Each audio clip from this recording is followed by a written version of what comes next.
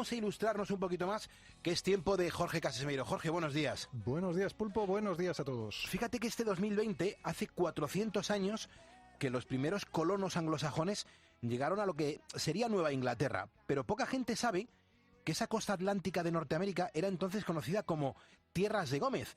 Nueva Inglaterra o Tierras de Gómez. No sé si lo estoy diciendo bien. Perfectamente. Estas hazañas gloriosas marítimas de las que vamos a hablar, además aprovechando que recientemente tú has sido nombrado por la Comandancia General de la Infantería de Marina, amigo oficial de Infantería de Marina. Sí, señor, Pulpo. Qué emoción, fue muy emocionante, la verdad que sí, estoy muy orgulloso. Qué envidia, qué envidia. Muchas gracias. Pues sí, señor.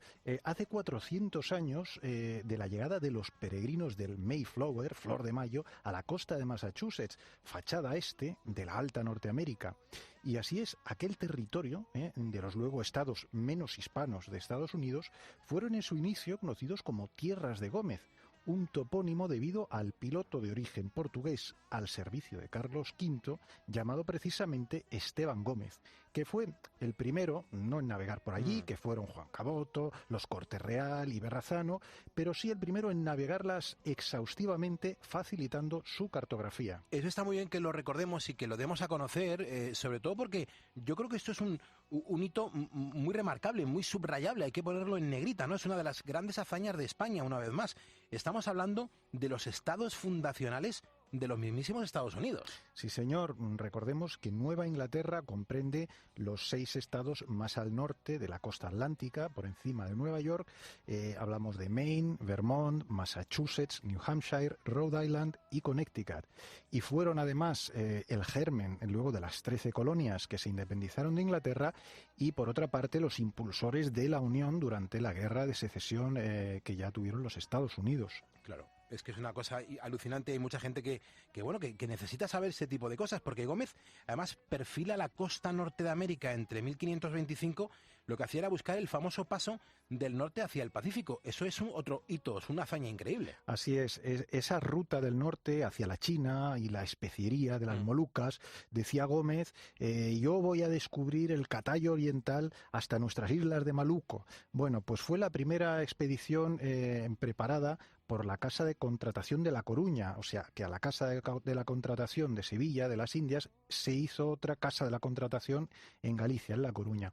Entonces, la costa norte había sido explorada antes con ese mismo fin, ya hemos dicho, pues por navegantes de origen italiano como Verrazano, como Caboto o los portugueses hermanos Cortes Real. Pero fue, digamos, el historiador Jesús Varela Marcos, que es una enorme autoridad en estas cosas, además es el que hace el perfil de Gómez en la Real Academia de Historia, nos recuerda literalmente que fue Esteban Gómez quien las recorrió en su máxima extensión y proporcionó los mejores detalles geográficos de aquel litoral, información incluida rápidamente en el padrón real de la Casa de Contratación. Fíjate, yo creo que si este viaje no hubiese sido importante, este viaje no hubiese formado parte de los mapas de Diego Rivero, que esos mapas eran fundamentales en aquella época. Acuérdate que aquí habíamos hablado del mapa de Diego Rivero, concretamente del de 1529, que está considerado como el primer mapa científico del mundo, el primer mapa mundi realmente importante, donde se detalla ya con asombrosa fidelidad la costa atlántica de Norteamérica. Es decir, que la información del viaje de Gómez, por abundar en las palabras del profesor Varela Marcos, fue de tal interés que compensó el escaso éxito económico de aquella expedición, confirmando la inexistencia de ese estrecho septentrional entre los océanos Atlántico y Pacífico. Es alucinante. Yo creo que esto es un éxito de Esteban Gómez, además que contrasta mucho con una mancha notable en su expediente, pues habría desertado de la expedición de Magallanes. Total, nada. Así es. Mira, entre Gómez y Magallanes había una gran rivalidad. El cronista de la primera vuelta al mundo, Pigafetta, decía que Gómez había propuesto el viaje hacia las Molucas antes que Magallanes. Gómez fue el piloto de la nave San Antonio, que, bueno, pues tras el motín de San Julián ya fue relegado a piloto. Creo que él al principio había sido nombrado piloto mayor de la Armada. En fin, esto le generó total más disensiones con Magallanes, y efectivamente abandonó la expedición. Fue una de las naves, la San Antonio, que abandonó la expedición regresando a España en marzo de 1521. Él parece que luego este Gómez participó entre los delegados españoles en la negociación del Antimeridiano, actualizando el Tratado de Tordesillas, y además falleció en otra expedición, o sea, en 1537, explorando el Chaco a través de los ríos Paraná y el Paraguay, como piloto de la Armada de Pedro de Mendoza, que fue el adelantado del Río de la Plata, el fundador de Santa María del Bonaire, Buenos Aires. Claro, pues desde aquí, desde Poniendo las Calles, vaya nuestro homenaje al piloto de Carlos V, Esteban Gómez, por quien además la costa de Nueva Inglaterra fue durante mucho tiempo llamada Tierra de Gómez, que eso también es una hazaña increíble. Es el asunto más curioso, ¿verdad?, que aquello se llamara Tierras de Gómez. No sé exactamente en dónde figura esto escrito, ni durante cuánto tiempo fue así considerado.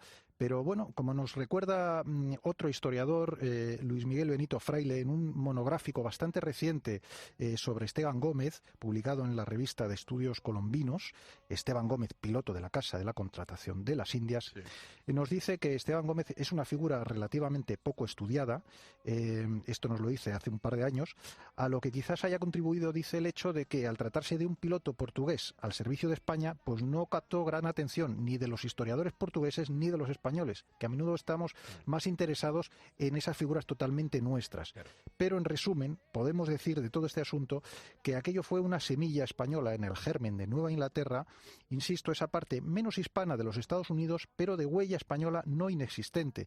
Pues hay que recordar que tanto en Boston como en las universidades de Harvard y Yale hubo una intensa pasión por lo español ya desde el siglo XVIII. Es impresionante. Pues si te parece, Jorge, otro día, que fíjate ya que ahora sí que mal vamos de tiempo, ahondamos un poquito en profundidad para que nos sigas ilustrando con estas historias de nuestra España. Claro que sí, y baste por hoy pues recordar que hace 4 siglos, en septiembre de 1620, pues sucedieron 2 cositas. De una de ellas hablamos el otro día, que es el fallecimiento en el Atlántico del primer poeta épico de Norteamérica, Gaspar de Villagrá, y 2, pues el viaje del Mayflower, de los peregrinos ingleses, que un mes después fundaron Plymouth, en la costa de Massachusetts, costa que también había sido conocida como Tierras de Gómez, y ahora pues ya sabemos por qué. Genial, seguimos en COPE, seguimos Poniendo las Calles. Gracias, Casasmeiro. Un abrazo. Hasta ahora.